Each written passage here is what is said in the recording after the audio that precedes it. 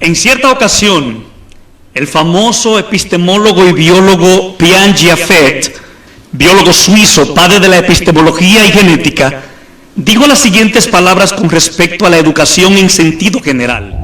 Él decía que solo la educación es capaz de salvar a nuestras sociedades de un posible colapso, ya sea violento o gradual. Las palabras de Jean Piaget no pudieron ser más acertadas precisamente por el contexto en el que la República Dominicana se encuentra en términos de selección. Nos encontramos inmersos en un proceso de convocatoria docente que se denomina técnicamente como concurso de oposición docente. Las últimas semanas han sido caracterizadas precisamente por tres elementos que hoy, en el tiempo que nos resta, pretendemos desarrollar. En primer lugar, aquella enorme cantidad de postulantes, 71.514 fueron convocados. En segundo lugar, las plazas vacantes para esos postulantes, que ronda entre los 19.181 plazas disponibles para directores docentes, pero también para maestros. Pero en tercer lugar, una de las cosas que nos ha caracterizado como nación y de manera particular en el sector educativo en este lapso es el hecho de los resultados arrojados en este proceso de concurso. Entonces aprovecho la plataforma, vamos a desenredar todo este embrollo que tenemos de una manera, la manera más profesional posible, de manera que podamos arrojar mucha luz con respecto a este tema. Y lo primero a lo que quiero llamar vuestra atención y la atención de mis compañeros es al número de postulantes y las plazas disponibles. ¿Qué opinión merece eso de ustedes? Bueno, Jerry, hay algo que ahí comentaba con unos amigos hace unos días, que con esa relación de unos más de 70.000 postulantes y unos 19.000 puestos de trabajo para dichos postulantes, y tomando en cuenta otros factores quizás un poco más específicos, que esos postulantes se subdividen a su vez en educación inicial, educación primaria, educación secundaria, y vuelve y se subdivide en la cantidad de plazas que hay por provincia, por municipio, que lo hace un poquito más complejo todavía. Claro. Yo entiendo honestamente que en nuestro país actualmente existirá un número de algunos 40, 50.000 profesionales de la educación que nunca encontrarán un puesto de trabajo. Wow. ¿Por qué? Porque si hoy tenemos 19.000 plazas, es cierto, con el pasar del tiempo se va a seguir pensionando profesores que le llega su tiempo. Así es. Y se abren más plazas. Pero estamos hablando de los postulantes. Aquí no estamos mencionando los estudiantes que están actualmente en aulas de nuestras universidades. Que se están formando. Que se están formando para ser maestros. Así es. Entonces, al igual que una gran cantidad de maestros se pensionan o se jubilan, asimismo otra cantidad de profesionales se va a insertar a ese mercado laboral. Así es. Que no sé si tenga cabida. Y eso es un grave problema para el Estado dominicano. Hay un elemento interdependiente de esta pregunta que acabo de hacer. El elemento es el siguiente: no solamente tenemos la cantidad de postulantes, no solamente tenemos la enorme y reducida cantidad de plazas disponibles. Entonces, cabe preguntarse, Víctor, Francini, Giselle y Ángel, ¿es que aparte de formarme en educación, también tengo que correr con la suerte de que yo pueda lograr insertarme? Entonces constituiría un doble trabajo, es enorme, lo que representa la posibilidad de yo llegar a formar parte del Ministerio de Educación en la República Dominicana. ¿Qué ustedes tienen que decir con respecto a eso? Y realmente, mira, desde mi punto de vista, esto es una situación que es penosa. ¿Por qué? Porque los estudiantes de educación incurren en un gasto demasiado grande, invierten dinero, tiempo para prepararse. Luego de esto, tienen que someterse a un concurso de oposición donde en su gran mayoría los reprueban, como pudimos ver ahora. No obstante a eso, tienen que someterse a un concurso, muchos lo pasan, pero hay muchos que caen en un banco de elegibles porque no son nombrados. Así es. Porque normalmente la cantidad de postulantes vamos a poner un ejemplo, aquí en Gaspar Hernández es mayor que la cantidad de posibles plazas que hay aquí. Así es. Entonces, si la plaza de aquí vamos a suponer que son 100 y te pasan 300, en Gaspar Hernández no te van a mandar a dar clase para el sur. No te van a mandar a dar clase para la capital. O sea, tú te postulaste, tú pasaste para dar clase en Gaspar Hernández, en la provincia de Espaillat. Pero lamentablemente la cantidad de vacantes es mínima para la cantidad de personas que pasaron, entonces pasa a un banco de elegibles. Pero yo siempre he dicho algo, y es que hoy día vemos tantas personas formadas en el área de educación, y a mí me da pena decirlo, pero yo siento que esa formación no es por vocación. Es por un interés y una motivación económica. Eso es grave lo que tú estás Porque diciendo. lamentablemente, bueno, no lamentablemente, pero una de las mejores carreras pagas a nivel nacional es la educación. Incluso se ha visto que ganan más que hasta muchos médicos. Así es. Muchos En algunos casos. enfermeros y personas de la salud. Entonces, hay personas que dicen, no, yo voy a estudiar educación porque ahí no se da clase todos los días, porque si se nubla, despachan. Porque tengo 2-3 meses de vacaciones. Mi amiga Giselle se ríe porque ella es profesora, pero No, ella deje que yo sí. llegue. Adelante, adelante. Entonces, tengo varios meses de vacaciones por las vacaciones que le dan a los estudiantes, porque tengo la facilidad de que voy a ganar muchísimo dinero, porque si hago una maestría me van a dar un incentivo adicional, porque me dan un incentivo por el tiempo que tengo de nombrado. O sea, están viendo el interés económico más que el interés y la vocación de educar a las personas. A mí me da mucha pena ver personas, y le he visto, personas graduadas en educación, que ponen un texto, ponen una publicación con más faltas ortográficas, que eso, o sea, a mí me da grima ver eso. ¿Por qué? Porque yo tengo niños y yo pienso, esas son las personas que van a educar mis hijos, pero de una vez veo que realmente ellos estudiaron educación por el interés económico más que por vocación. Entonces, por eso vemos que actualmente en un concurso fallido de oposición, pasaron pocas personas. En Gaspar Hernández, ¿tú sabías que solamente pasaron 2 personas? Así es. Entonces, eso es triste. Realmente eso trae muchas cuestionantes. Hay un punto interesante que Francini tocaba, que es el tema de que se ha incentivado económicamente al sector educativo, y ese, a mi juicio, se ha convertido en uno de los principales problemas que tenemos hoy, con la gran cantidad de personas que estudian educación, salen y se postulan para ser profesores.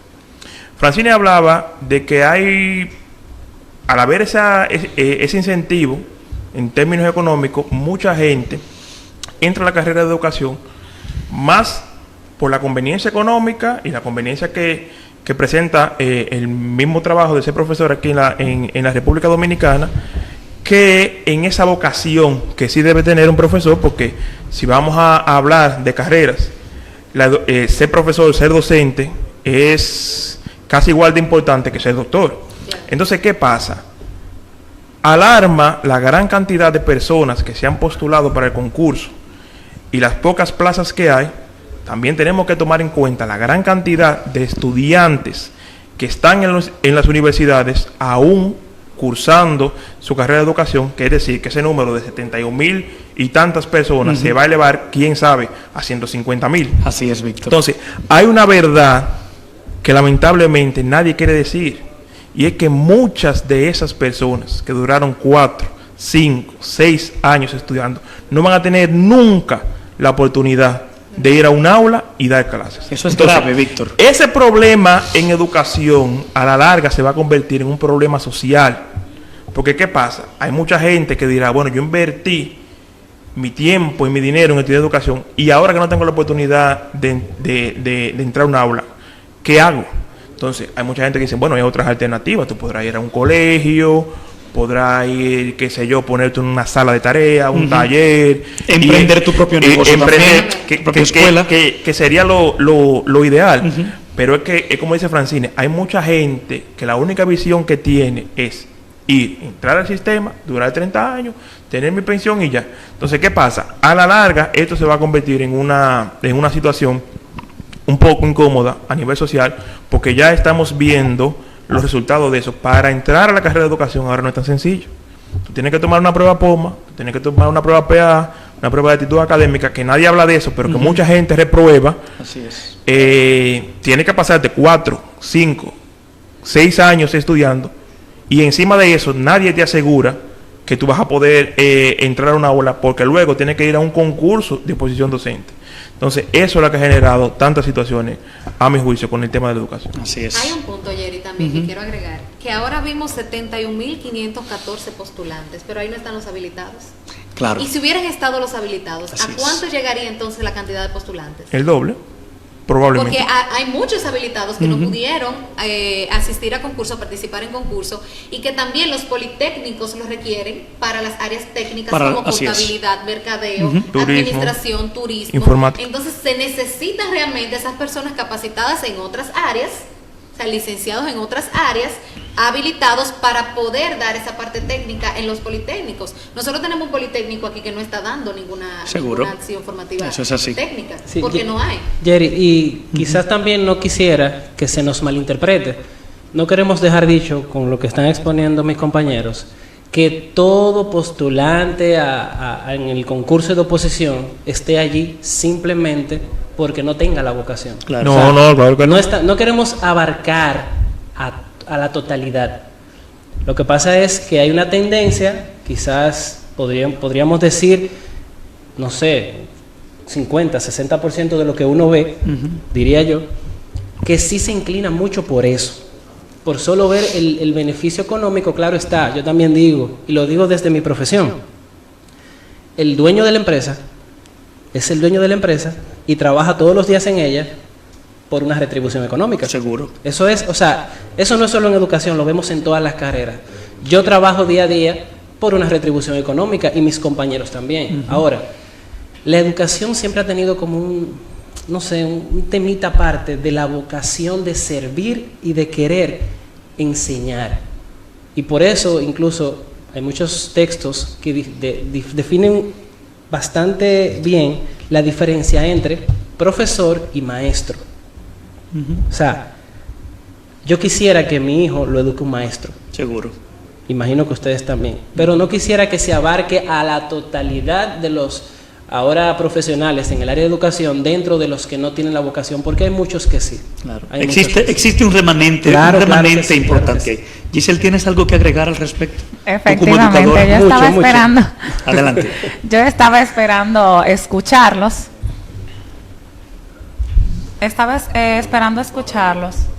Y El señor director nos manda sí, ahí. nos están organizando bien. Efectivamente, lo que ustedes mencionan, hay realidad en ello. Primero, es lamentable que todavía, a pesar de ver esta realidad, en las universidades se estén formando docentes. Así es. A sabiendas de esa realidad, ¿verdad? Porque lo que conocemos, pues también tenemos que empezar a darle soluciones. Algo que me llamó mucho la atención de lo que mencionaba Ángel es que efectivamente el docente tiene que tener vocación. Entonces, es posible, y yo yéndome más allá y pensando en todo lo que ustedes han dicho, que partiendo de la realidad de que muchos estudiantes hacen la carrera, yo empecé a estudiar cuando tenía 15 años, entré a la universidad, todavía no era tan bien pagada la carrera, pero realmente me gustaba, era algo que me gustaba desde el inicio. Entonces, la vocación es algo uno a uno. Entonces, partiendo de eso, que la mayoría de jóvenes están ingresando a las universidades, quizá por las remuneraciones económicas que hay, puede que sea una de las consecuencias de lo que está pasando hoy en el concurso. Claro. Seguro. Entonces, es una cosa que yo me siento a pensar y digo, pero en el momento que yo fui, que yo me examiné, ok, hay cosas que han cambiado ya hace 6 años de eso, pero yo decía, óyeme, yo estoy tan conectada con esto que me están dando y me lo encontraba tan sencillo que hoy en día muchas personas me han escuchado decir, pero ¿qué es lo que está pasando? O sea, ¿cuáles son los factores que están incidiendo en esto que está pasando?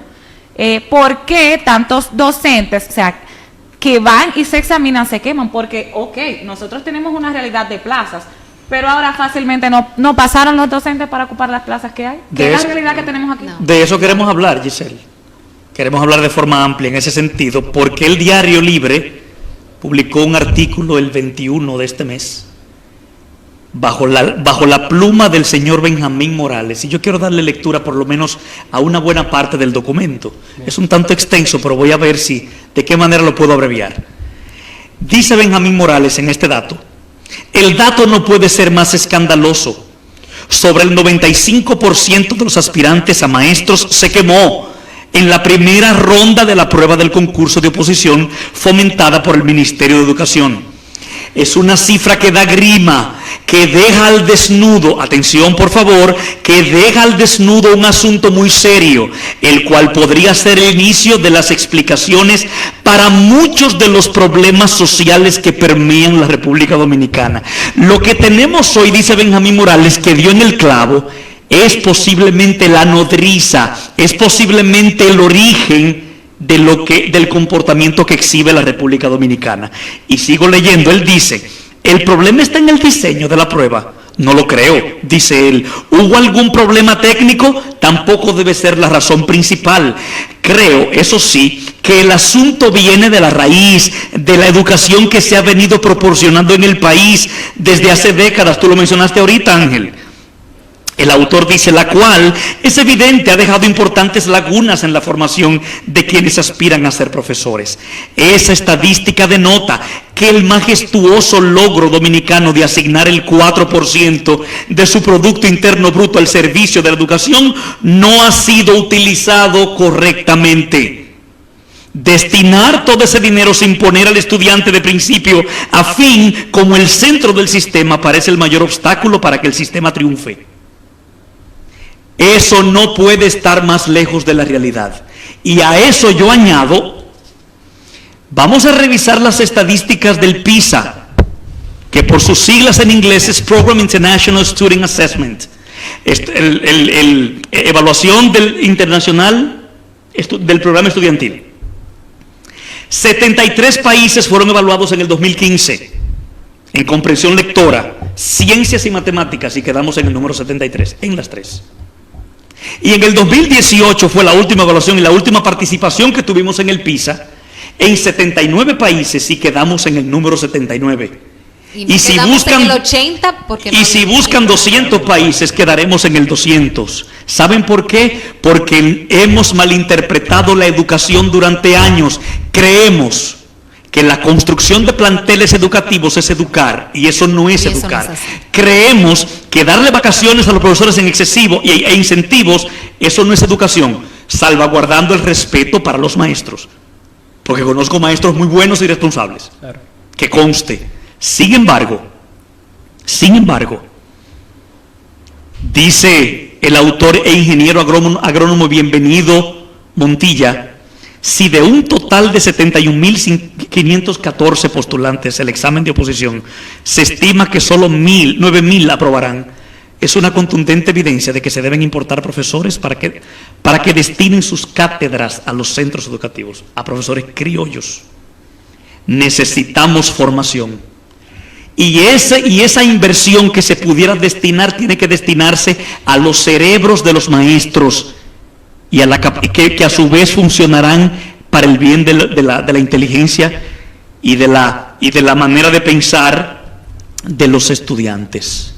Y una cosa, Jerry, para aplatanarle un poquito, eso que acabas de leer también a la gente, en términos básicamente del último dato estadístico que diste. Claro. No fue que fueron a concurso los 71.000 y pico de postulantes, no. No, claro. El concurso fue suspendido cuando iban unos 10.000 y tantos. 11.000 y algo. Y de estos 10.000 y tantos, solamente habían pasado 500 y no. Así es. Por ahí anda el dato. La convocatoria fueron 71.000. Exacto. Entonces, prorrateando esa muestra de unos 10.000 con relación a lo que pasaron, es que se estima que solamente 9.000 pudiesen pasar. Es probable que sean un poco más, es probable que sea un poco menos. Pero entonces, si vemos eso, el problema se agrava porque tenemos ahí que estaríamos supliendo 9.000 plazas.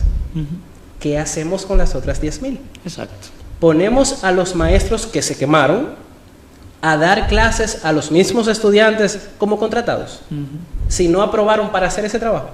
Pero hay que tomar en cuenta, Ángel, que dice la misma regla del concurso, que si no se cumple la cantidad de plazas con los profesores o los postulantes que pasaron, se van a ir hacia abajo.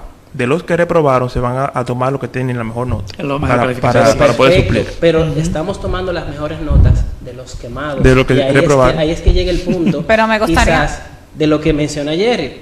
O sea, alguien plantea, traemos maestros para formar a esos profesores o a nuestros estudiantes. A los profesores. Mire, me gustaría expresarme al respecto. Efectivamente, yo doy bastante crédito a que una de las dificultades de los docentes, o sea, tiene que ver con la forma en la que estamos educando para educar. Pero también hay realidades. Yo sé que ustedes no han hecho oído sordo a los desastres que han habido. Según se han estado llevando a cabo las pruebas. Entonces son cosas que hay que tener en cuenta, porque yo he tenido contacto con personas, como siempre le he dicho, con personas brillantes, que no sé por qué se han sentado ahí. Yo no puedo ya juzgar como tal el examen, pero hay personas brillantes que se han sentado ahí, no simplemente porque saquen una A en una universidad, como estábamos comentando, no. Personas que realmente tienen capacidad de análisis y se han quemado. Personas que yo estoy segura que en el ejercicio de su función harían un buen trabajo. Entonces también no es que se vaya o se deba pasar por alto que hay una situación que se está dando que la mayoría se está quemando. Porque que no vayan a pasar todos, porque como yo expresé anteriormente, está el hecho de que hay muchas personas que no son por vocación, que van a la universidad detrás del título. Seguro. Para ir a concursos de oposición, pero hay Seguro. muchísimas cosas. También tiene que ver lo del sistema, señores. Yo no sé si ustedes se habían dado cuenta o habían escuchado por ahí que estaban convocados muchísimos docentes para examinarse a las 8 de la mañana y a las 2 de la tarde fue que entraron a examinarse. Cierto también. Eso es. Entonces, hay muchísimas cosas, señores. Hay gente, o sea, está bien, yo le doy un 80%, por así decir, que la educación debe ser renovada. ¿Por qué? Porque no es posible que un docente que vaya a estar frente a niños y vaya a educar, vaya a un examen y desconozca tantas cosas, porque tampoco no creo que haya ahí algo del otro mundo. ¿Algún ¿Tú asististe conocimiento? a un concurso? No, yo fui, y cuando yo fui, por eso digo, no voy a hablar respecto a mi experiencia como tal, porque ya hace 6 años, y me van a crucificar, porque cuando yo fui, para mí eso fue lo más sencillo que yo pude haberme enfrentado. Al menos yo fui preparada, me conecté con mi examen y todo lo demás, porque hay muchísimos elementos. La educación, claro, le di un 80%, pero también hay elementos que realmente se están saliendo de control y ocasiona en cierto punto que muchos estudiantes se quemen.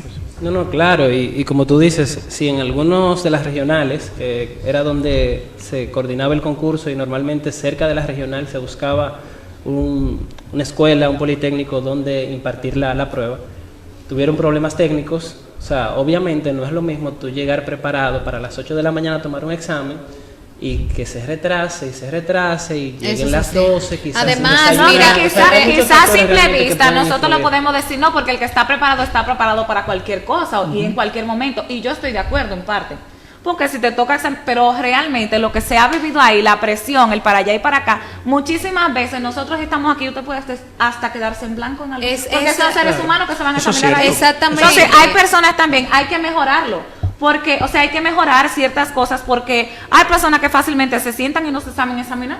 O sea, no saben realmente. Y no es que no tienen la capacidad. Y no es que- Realmente, mira, hay una deficiencia en lo que fue el montaje del concurso de oposición, porque es que no se podían dar tantos errores.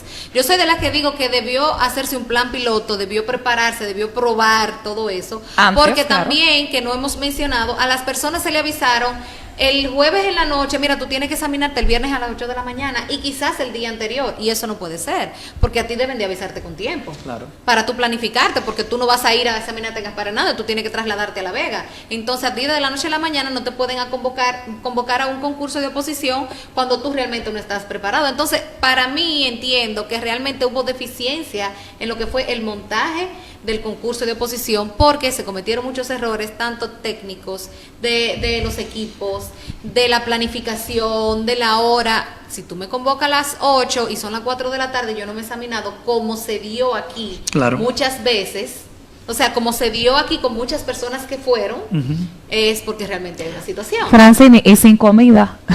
¿No? Si Y sin ustedes me comida. ponen a examinarme a mí sin comida, Ahí viene también otro punto, que eso también genera un costo entre los postulantes, porque usted tiene que prepararse, usted tiene que ir representado, usted no puede ir a tomar un concurso de posición en chancleta, ni con dos moñitos, o sea, usted tiene que acondicionarse, usted tiene que buscar una persona que lo lleve, o yendo pagando pasajes. Yo conozco una persona que se fue en un motor con su esposo a tomar ese examen, y que de camino tuvo a tener un accidente. Entonces, hay un gasto, allá tienen que buscar comida, a veces no le queda nada cerca, tienen que trasladarse, entonces eso también tiene un costo que no se tomó en consideración de esos muchachos, sin contar el prepararse con los documentos, porque hay documentos que te cuestan, que tú tienes que pagar una inversión. para que te lo hagan, o sea, hay una inversión. Nos estamos acercando al final de esta entrega, pero no queremos soslayar, no queremos pasar por alto una sugerencia particular y breve que ustedes pudiesen hacer con respecto a algo de lo que nos falta como sistema educativo. ¿Qué pudiéramos aportar? ¿Qué ustedes han visto, qué han percibido así de manera muy puntual acerca de lo que nos falta como sistema educativo? Mira, de manera personal entiendo que, como dice el escrito de Benjamín Morales, que me gustó eso muchísimo, la educación quemada, Así es. que la educación necesita convertirse en un estudiante meritorio. Realmente hay escasez en las aulas, vemos profesores, maestros, voy a tomar el término profesores, como dijo Ángel, que realmente no tienen esa vocación. Vemos jóvenes que se gradúan a temprana edad y ya entienden que llegó ahí, no tienen esa motivación de hacer una maestría para continuar perfeccionándose, no como nosotros recibimos un profesor chino, que mientras yo estaba haciendo mi maestría, él estaba haciendo una maestría en sociales, viajaba a Santiago. No como vimos al Capri, que también hizo su maestría en matemática, cuando yo estaba haciendo la mía, viajábamos juntos, porque son personas que sienten esa vocación. Entonces, es importante, ya tenemos una situación porque tenemos 71.514 docentes fuera con intención de entrar a aulas. Y sabemos que tenemos esa situación porque no tenemos todos los cupos, pero entiendo que debe haber más preparación para esas personas que quieren entrar en lo que es la educación. Perfecto. ¿Qué nos falta? Quizás no podamos hablar todos porque ya nos están haciendo señas que estamos apresurados de hora y realmente sí, siempre hay mucho que decir. Pero yo pienso que algo que le falta al sistema educativo es organización. Okay. ¿Por qué organización? Se cometen muchísimos errores que se pudieran evitar y resultan muchas veces catastróficos. O sea, yo he visto realmente docentes muy frustrados respecto a esto, que lo que ha sido el concurso de oposición docente ahora mismo. Pero ¿por qué lo digo también? Porque en el ejercicio de mi función, muchísimas veces llegan documentos buenos, llegan aportes buenos que nos podrían servir, pero llegan al final, no tenemos tiempo ni de leerlo, ni de analizarlo, ni de preparar. O sea, es un descontrol en la organización desde arriba hasta abajo, que yo considero que es uno para que la educación mejore. También está la parte de las universidades, la educación en la universidad, que eso ya, que otro lo toca. Claro. Por favor, Ángel, ¿qué te merece esta pregunta? Yo creo, Jerry, que a nosotros, como sistema educativo público, básicamente nos falta un poco mirar al que lo está haciendo bien. Te lo digo porque creo que fue el jueves, miércoles o jueves, el ministro de Educación estuvo en el aniversario del Colegio de La Salle. Y ese colegio es un emblema, o sea, es un ejemplo de sus egresados.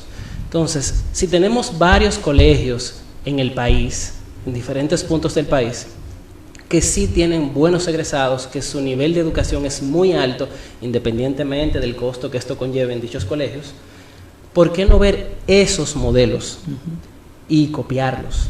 Porque solamente queremos enfocarnos como dominicanos en copiar lo malo de otros. No, vamos a copiar lo bueno. Vamos a ver el currículum que tienen esos colegios. Vamos a ver qué ellos hacen que sí les funciona. Y están aquí en el país. No tenemos muchas veces ni que irnos fuera. O sea, esos colegios están aquí. Vamos a verlos, vamos a analizarlo y ver cómo podemos implementar eso en el sistema público para que todos los estudiantes del país, indistintamente su clase social, su nivel económico, puedan tener el derecho que constitucionalmente tienen de adquirir el mismo nivel de educación. Víctor, por favor. Bueno, yo pienso, la idea mía iba de mano con la de Ángel. Yo pienso que el modelo debe cambiar, Nosotros debemos ver la mejora de la educación como un problema 1A que se debe resolver y es para hoy. O sea, es un tema que debe resolverse ya y el Estado debe proponerse que en los próximos 10 años se revolucione la educación y podamos de verdad tener una educación de calidad. Nelson Mandela decía en cierta ocasión que la educación es el arma más poderosa para cambiar el mundo. Sin embargo, los que portan esa educación también tienen que educarse a la vez. Yo no quiero ser fatídico en esto, quiero concluir con esto, pero el 97% de los maestros que yo conozco, de los profesores que yo conozco, de los que conozco, no de los que hay en el país, el 97% de los profesores que yo conozco no tienen un libro en su casa. No quiero ser fatídico, pero usted tiene que educarse para poder educar. Señores, gracias por estar con nosotros en esta entrega de En Serio. Esperamos verle una vez más en sintonía con nosotros la próxima semana. El Señor les guarde a todos y será hasta la próxima. Buenas noches. Buenas noches. Buenas noches.